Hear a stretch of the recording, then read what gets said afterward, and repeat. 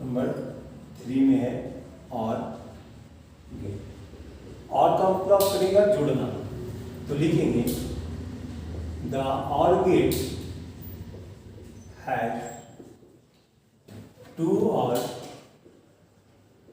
more input signals and only one output signal. If any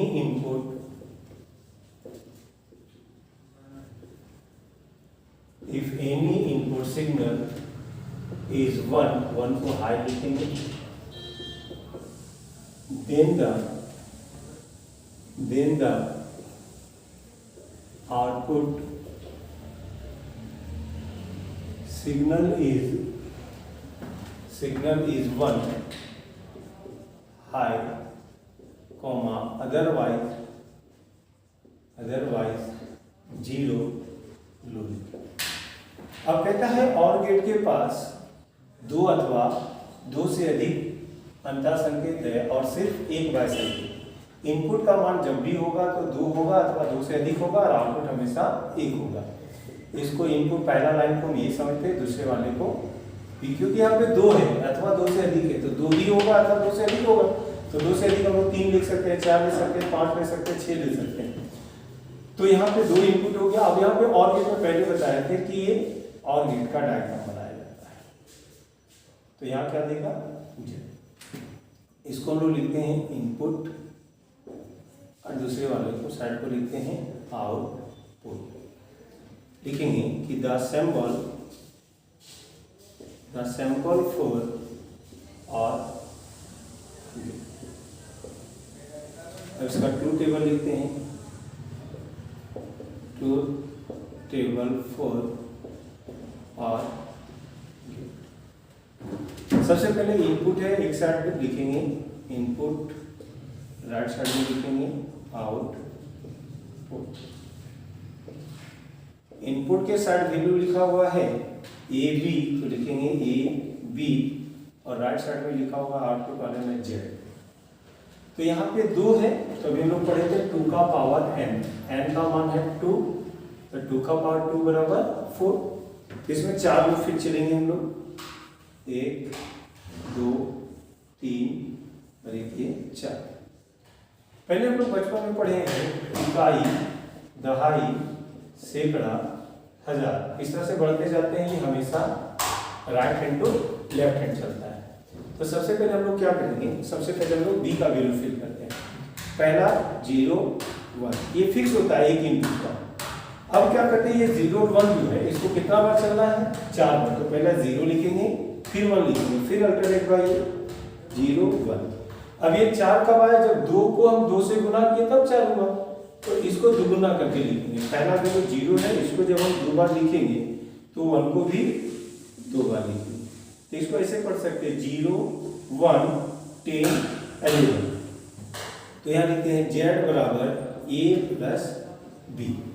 अब यहाँ पे देखिए 0 में जब 0 को जोड़ेंगे तो क्या मिलेगा, 0 0 1 1, यहाँ पे भी 1 1 1 1 1। अब बोलेंगे सर कि 1 और 1 को जब जोड़ते हैं मैथमेटिकल फंक्शन में, हम लोग पढ़े हैं 1 प्लस 1 बराबर मैथ में 2 होता है, ये सही है। बाइनरी एडिशन में पढ़े हैं 1 प्लस 1 बराबर 10 होता है।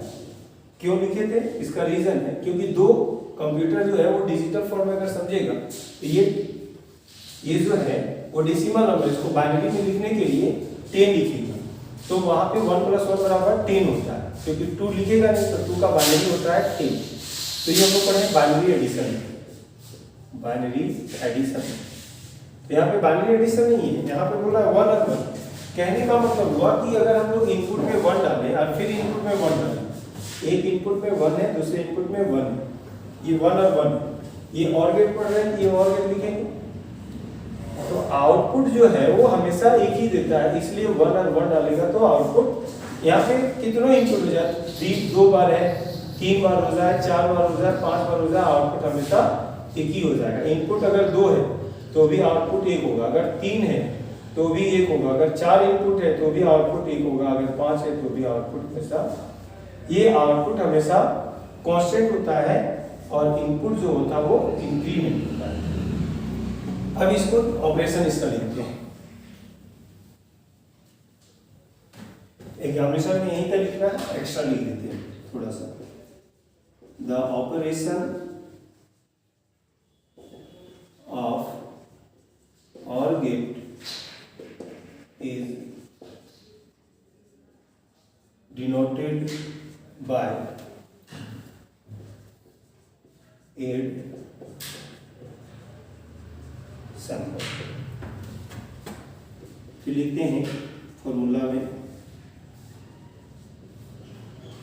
में लिखते हैं z बराबर a प्लस बी, अथवा अगर इस पर अगर नहीं लिखना चाहते हैं तो लिखेंगे z बराबर a प्लस b के बीच में ये प्लस का सिंबल से मतलब और गेट है, इसको लिख सकते हैं a और b।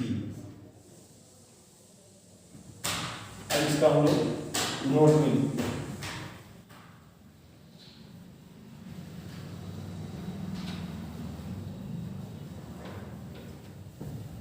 नोट में लिखते हैं कि जब जीरो को जोड़ेंगे,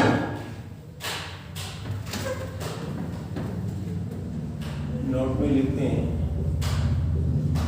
0 प्लस 0 बराबर 0, 0 प्लस 1 बराबर 1, 1 प्लस 0 बराबर भी 1 और 1 प्लस 1 बराबर 1। ये मैथमेटिकल नहीं है, 1 और 1 को जोड़ते मैथ में 2 होता है, लेकिन इनपुट है 1 और 1, आउटपुट 1 ही होगा। अगर 3 टाइम्स होगा 1 1 1 तो भी आउटपुट 1 होगा। अब आ जाते हैं हम लोग सैंपल्स में। सबसे पहले 2 इनपुट का बनाएंगे, सबसे पहले ए को ए माने, दूसरे को बी, ये और गेट आउटपुट देगा, इसको जेड लिख सकते या ए प्लस बी भी लिख सकते हैं। 3 इनपुट है, एक को ए माने, दूसरे को बी माने, तीसरे को सी, आउटपुट देगा जेड। फिर 4 इनपुट है, एक को ए, दूसरे को बी, तीसरे को सी, चौथे को आउटपुट दे देंगे, इसको सटा देंगे बाय, आउटपुट जो है वो एक जेड देगा। इसके बाद लिखते हैं इनपुट कॉम्बिनेशन।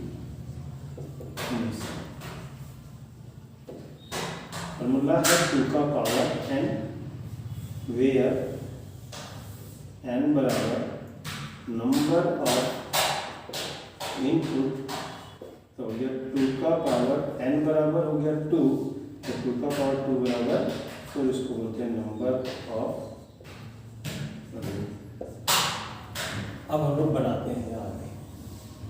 सबसे पहले हम लोग बनाते हैं 2 टेबल और 3 इनपुट का। तो सबसे पहले 2 का पावर n, पहले लिखेंगे यहाँ पे लेट n बराबर 3, एक को ए, दूसरे को बी, तीसरे को सी। तो यहाँ पे हो जाएगा 2 का पावर 3 बराबर 2 इंटू 2 इंटू 2 बराबर 2 2 जा 4, 4 2 जा 8, इसको बोलते हैं नंबर ऑफ रो। तो सबसे पहले हम लोग क्या करेंगे, एक साइड में हम लोग इनपुट लिखते हैं और दूसरी साइड में हम आउटपुट लिखते हैं। इनपुट में है 3 वैल्यू, एक को ए मानते, दूसरे को बी, तीसरे को सी, और यहाँ पे है जेड। अब इसमें बोला ये 8 बढ़ जाएगा, 1 2 3 4 5 6 7 और 8। सबसे पहले हम लोग सी को फिल करेंगे। सी का वैल्यू पहला होता है 0 1, ये फिक्स होता है एक वैल्यू का, तो इसको हम लोग 8 टाइम्स चलेंगे, 0 1, फिर लिखेंगे 0 1, फिर 0 1, फिर 0 फिर। बी को लिखने के लिए क्या करेंगे, इसको दुगुना करेंगे, 0 2 बार लिखेंगे, तो 2 टाइम्स 0, 2 टाइम्स 1, फिर 2 टाइम्स 0, फिर 2 टाइम्स 1, फिर ये दुगुना हो जाता है। अब 4 टाइम्स 0 और 4 टाइम्स 1। तो z बराबर निकालने के लिए a प्लस बी प्लस सी, तो यहाँ पे 0 में 0 जोड़ेंगे तो 0 होगा, 0 0 1 जोड़ेंगे तो 1 होगा, 1 0 1 1 हुआ, 0 1 1 1 होगा, 1 0 0 1 होगा, 1 1 1 हुआ, 1 1 0 1 1 1 1। इसका डायग्राम बनाते हैं। A B C आउटपुट देगा A, या तो डायरेक्टली में लिख सकते हैं Z बराबर A plus B plus C। अब यहां पे लिखते हैं लास्ट 4 इनपुट का। सबसे पहले 4 इनपुट का निकालने के लिए n का वैल्यू हम लोग पुट करते हैं। लिखते हैं ट्रूथ टेबल फॉर 4 इनपुट 2 का पावर n, लेट n बराबर 4, तो 2 का पावर 4 बराबर 2 इंटू 2 इंटू 2 इंटू 2 बराबर 16, जिसको बोलते हैं नंबर ऑफ रो। अब सबसे पहले इनपुट 4 है तो इसको समझते हैं A B C और D।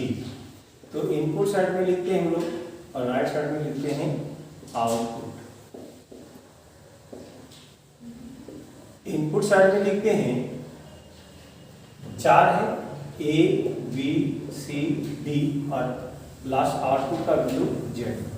अब यहाँ पे 16 टाइम है तो पहले 16 टाइम में लिखेंगे 0 1 0 1 0 1 0 1 0 1 0 1 0 1 0 1।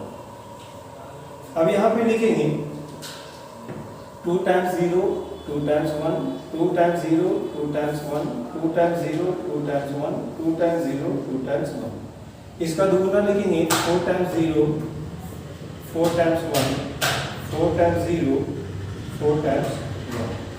8 टाइम्स 0 और 8 टाइम्स 1। अब यहाँ सब का 0 हो जाएगा पहला वाला का और सब में 1 होगा।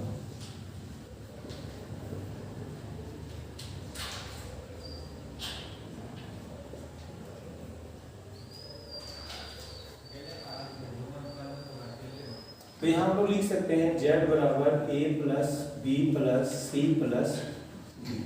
तो डायग्राम बनाएंगे।